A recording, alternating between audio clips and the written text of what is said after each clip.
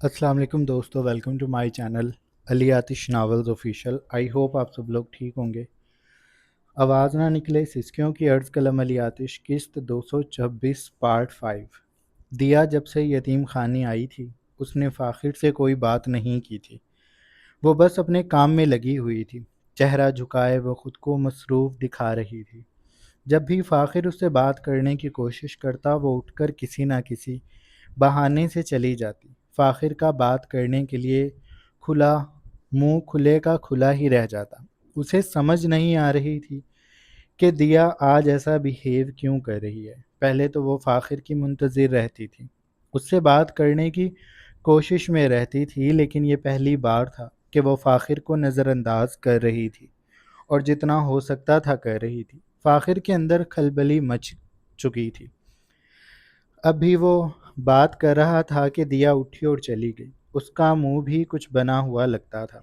फ़ाखिर उसे अपनी कुर्सी पे बैठा देख रहा था। वो सामने खड़ी बच्चों को कुछ कह रही थी और उसकी बात इतनी लंबी थी कि ख़त्म होने का नाम नहीं ले रही थी। वो बस बोले जा रही थी। फ़ाखिर देख सकता था कि बच्चे भी उसकी बात से बोर हो रहे हैं, जाने की कोशिश में हैं, लेकिन दिया ने उन्हें रोक रखा था। जाने क्या बात थी। वो उठा, कुर्सी को पीछे किया और आगे बढ़ गया। बच्चों, जाओ यहाँ से, उसने करीब जाकर कहा। बच्चे ऐसे वहाँ से निकले जैसे उसी फरिश्ते के इंतज़ार में थे।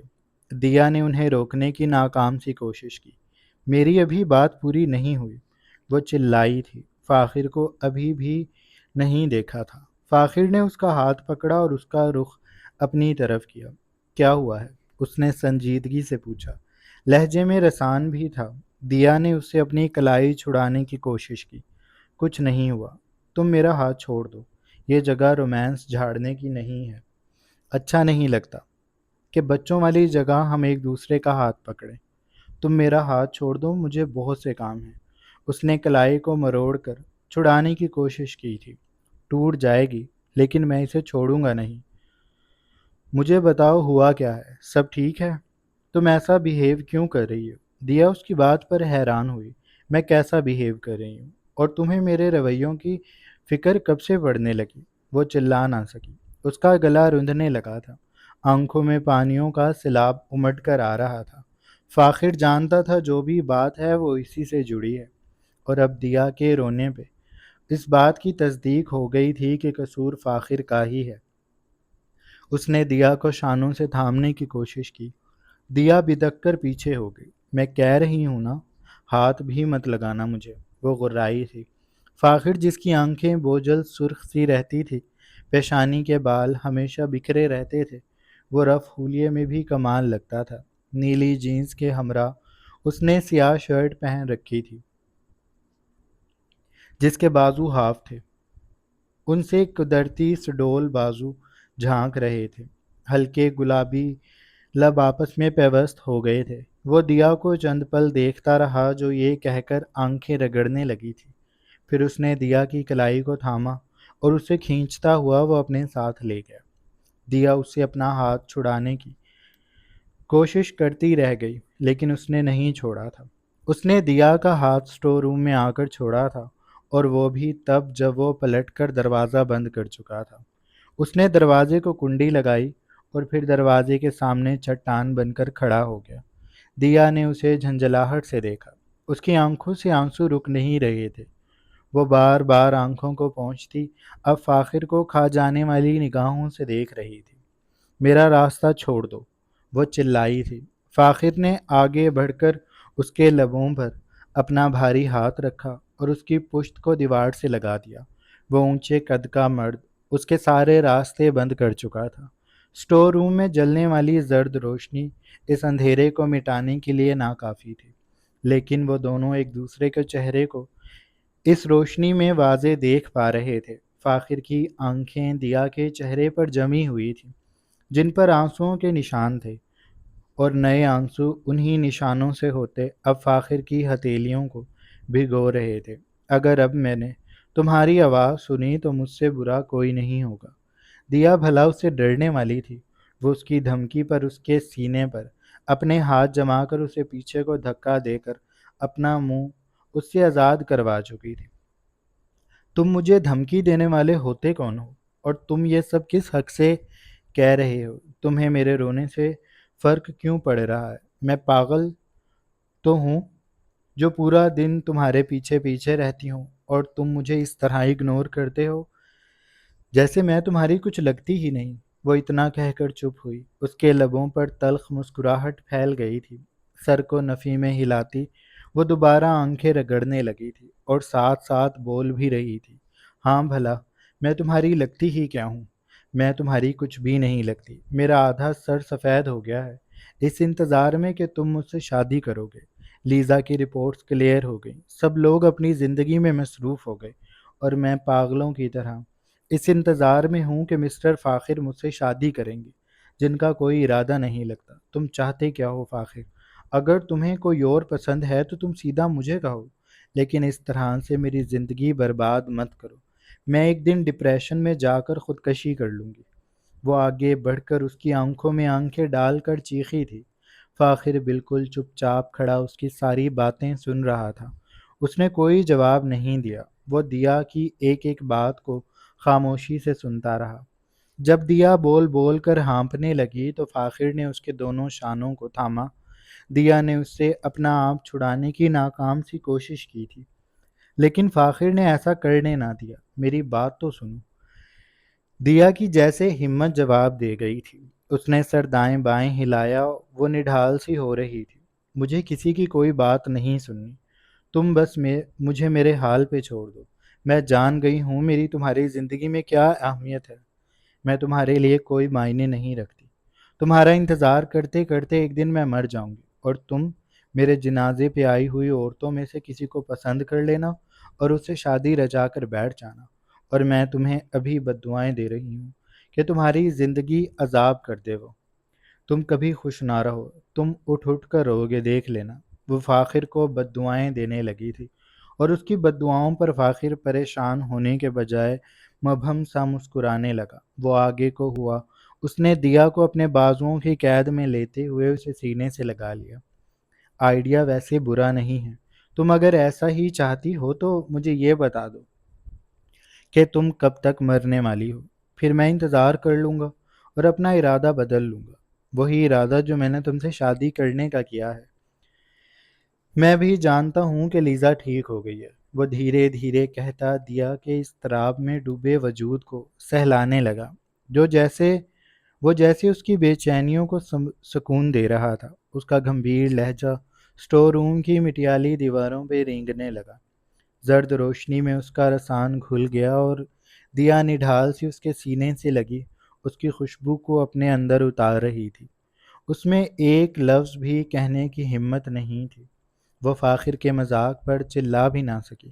وہ اب بس بالکل چپ کسی چھوٹے بچے کی طرح سسک رہی تھی۔ اس کے دونوں ہاتھ فاخر کے سینے پہ دھرے تھے اور کان فاخر کی دھڑکنوں کو سن رہے تھے۔ تمہیں ایسے ہی لگ رہا ہے کہ مجھے تمہارے اس وجود سے کوئی سروکار نہیں اور نہ میں تم پہ توجہ دے رہا ہوں۔ میں نے تمہیں پہلے بھی بتایا تھا دیا کہ میں اتنا اچھا نہیں ہوں اظہار میں سب دیکھتا ہوں لیکن کہہ نہیں پاتا۔ مجھے اچھا لگتا ہے تمہارا مجھ سے باتیں کرنا، مجھے دیکھنا، میرے قریب ہونا، میرے قریب رہنا، مجھے یہ سب اچھا لگتا ہے۔ میں تمہیں نظر انداز نہیں کرتا اور نہ یہ کہہ پاتا ہوں کہ تم میرے دن رات کی عادت بن گئی ہو۔ میں تمہارے بارے میں ہی سوچتا رہتا ہوں، تم ایک پل کے لیے بھی میرے دماغ سے نہیں نکلتی۔ اس نے جیسے ہی اپنی بات مکمل کی، دیا نے بھیگی نڈھال آواز سے کہا، پھر مجھ سے شادی کیوں نہیں کرتے؟ کس چیز کے انتظار میں ہو؟ میں صبح بال بنا رہی تھی تو میرے پورے 5 بال سفید دیکھے میں نے، تم سوچ بھی نہیں سکتے میں کتنا ڈر گئی ہوں۔ میں بوڑھی ہو رہی ہوں، میری زندگی کسی بھی پل ختم ہو جائے گی اور میں تم سے شادی کی خواہش لیے اس دنیا سے چل بسوں گی۔ فاخر کو سمجھ نہ آئی وہ ہنسے یا دیا کے دکھ میں شریک ہو۔ اس نے نرمی سے سٹور میں رکھی کرسیوں میں سے ایک پہ دیا کو بٹھایا اور خود اس کے سامنے گھٹنوں کے بل بیٹھ گیا۔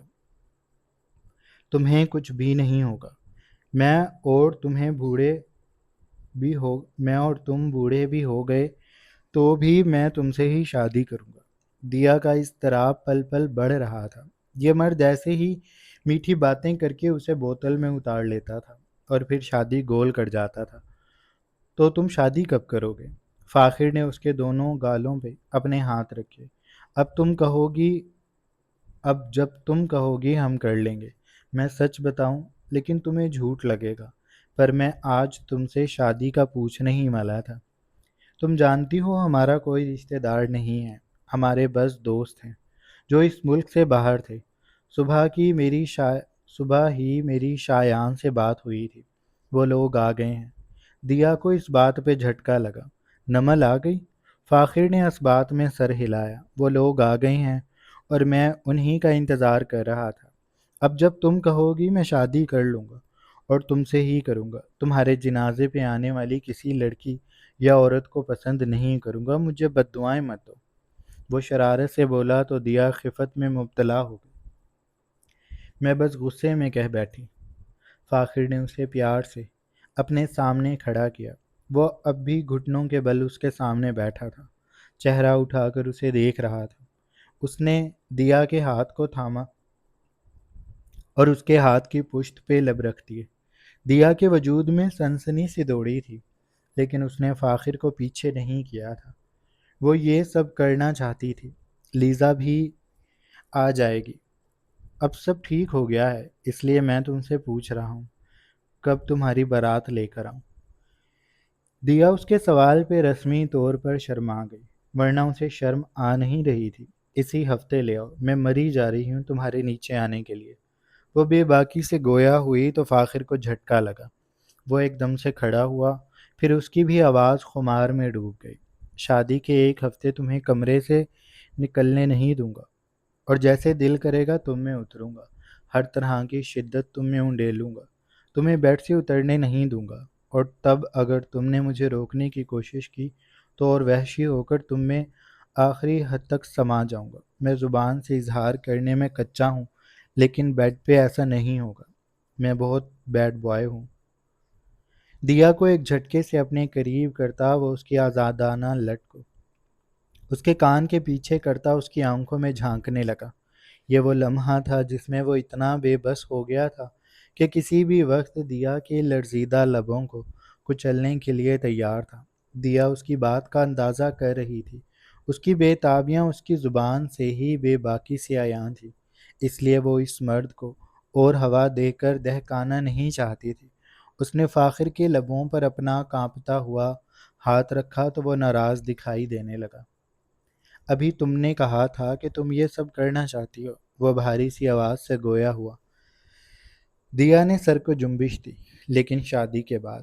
فاخر نے اس کے ہاتھ کو پیچھے کیا۔ جھٹکا دے کر وہ اس کی کمر کو اپنے سینے سے لگا چکا تھا۔ ایک شرارت تو کر کے رہوں گا۔ تم نے بہت باتیں سنائی ہیں مجھے، میں بھی ڈپریس ہو گیا ہوں، اور جب مسٹر فاخر ڈپریس ہوتے ہیں تو وہ خود کو ریلیکس کرتے ہیں، پر ابھی کیونکہ میں تمہیں گندا نہیں کرنا چاہتا، اس لیے بس لبوں کو چھو لینے دو۔ وہ کہہ کر اس کا رخ اپنی جانب کرتا، اس کے دوپٹے کو پرے کرتا، اس کے دھک دھک کرتے ابھر کر آتے دل پر اپنا نشانہ بناتا لبوں کو شدت سے قید کر گیا۔ اس کے ہاتھ بے باک حد تک دیا کے پھولوں کو تھام کر ان کی خوشبو کو اپنی ہتھیلی پہ بھر رہے تھے۔ دیا کو اپنے پیٹ میں گولے بنتے محسوس ہونے لگے۔ وہ لمحوں میں ہانپ گئی۔ ابھی بس میرے کپڑے گیلے ہو جائیں گے۔ وہ سسک کر ٹانگوں کو بے چینی سے سمیٹتی اس سے دور ہونے کی کوشش کر رہی تھی۔ فاخر نے اسے بری طرح بہکی سرخ نگاہوں سے دیکھا۔ جگہ کا لحاظ کر رہا ہوں، ورنہ تمہارے کپڑے گیلے ہوتے میں دیکھنا چاہتا ہوں۔ وہ کہہ کر اس کو ایک آخری جنونی بوسے سے دو چار کرتا اس سے فاصلہ کر گیا۔ دیا سینے پہ ہاتھ رکھے گہرے گہرے سانس لے رہی تھی۔ جو کچھ ہوا وہ بہت غیر متوقع تھا۔ دیا نے اس بات کا اندازہ نہیں کیا تھا کہ فاخر کے سامنے ناراض ہوگی اور فاخر اس طرح بہک کر اس میں ڈوب جانے کو تیار ہو کر اسے منائے گا اور دیا کو پگھلنے پہ مجبور کر دے گا۔ دیا پسینے میں نہا گئی تھی۔ تم جاؤ، میں بعد میں آؤں گی، وہ سنبھل کر بولی تھی۔ فاخر نے اس کے گال کو چٹکی میں بھرا۔ ایسے ہی شیر بنتی ہو، ہے تم میں کچھ نہیں، تم شادی کے بعد بس ایسے ہی لمحہ بلمحہ تر ہوتی رہو گی، کمزور کر دینا ہے میں نے تمہیں۔ وہ بے باکی سے کہتا کنڈی کھولتا باہر نکل گیا تھا۔ دیا بے یقینی سے دوبارہ کرسی پہ بیٹھ گئی۔ یہ سب کیا تھا؟ اس نے سوچا۔ وہ خواب سی کیفیت میں تھی۔ فاخر اتنا جنونی ہوگا میں نے سوچا نہیں تھا، اور میں اتنی جلدی کیسے بہک گئی۔ اس کا چھونا تھا اور میں پانی یا ریت بن گئی جو لمحوں میں انگلیوں سے پھسل جائے۔ وہ ابھی تک اپنے جوان پھولوں پہ اس کا دباؤ محسوس کر رہی تھی، اس کی حرارت بھی ہتھیلیوں کی شدت کی، انگلیوں کے رقص اور لبوں سے آزاد ہونے والے بے رحم گیت جو دیا کو یقین نہیں آ رہا تھا۔ اب جا کر اسے سکون آیا تھا، اور اس بات کا یقین ہوا تھا کہ فاخر اس کے ساتھ ٹائم پاس نہیں کر رہا، وہ اسی سے شادی کرے گا۔ دن رات میں اس کے نیچے رہوں گی، وہ پلاننگ کرتی اٹھی۔ اس کے کاندھوں سے بوجھ اتر گیا تھا، سفید بالوں کی پریشانی وہ بھول چکی تھی۔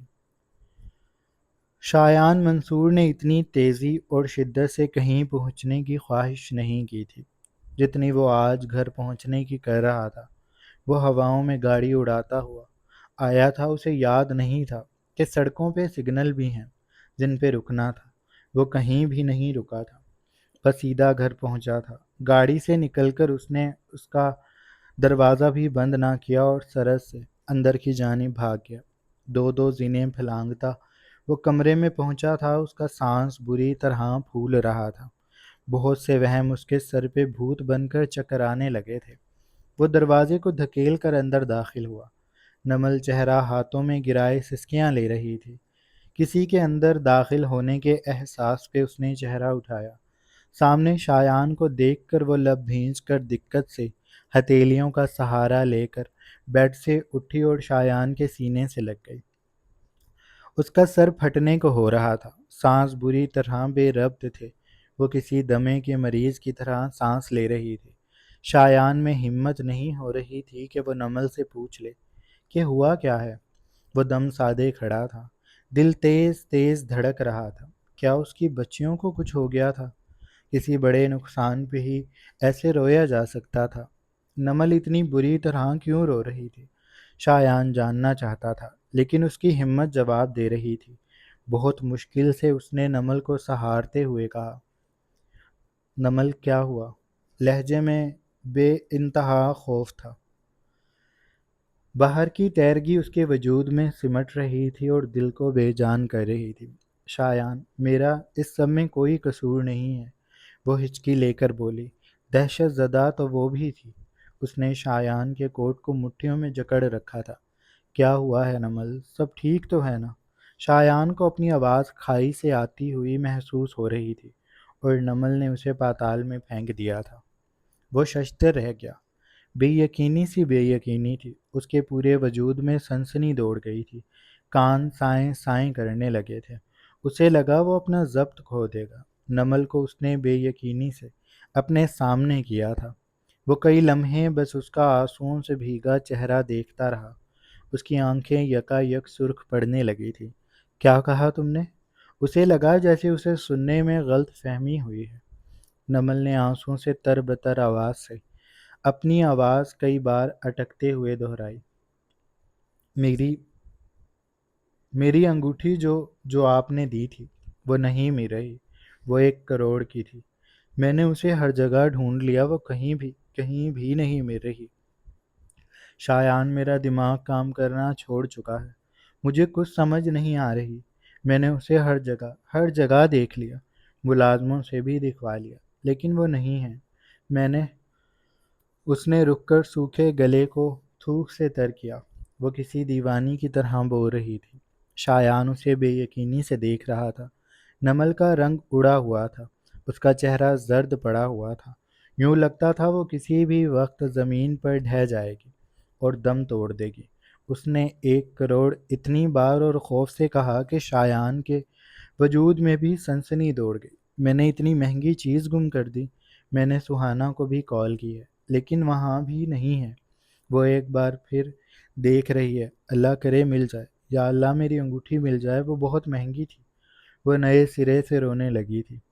شایان کے ہاتھ بے جان سے ہو گئے، پورا وجود ٹھنڈا پڑ گیا تھا۔ اس نے انگلیاں سن ہوتے محسوس کی تھی، سوئیاں سی چبھ رہی تھی۔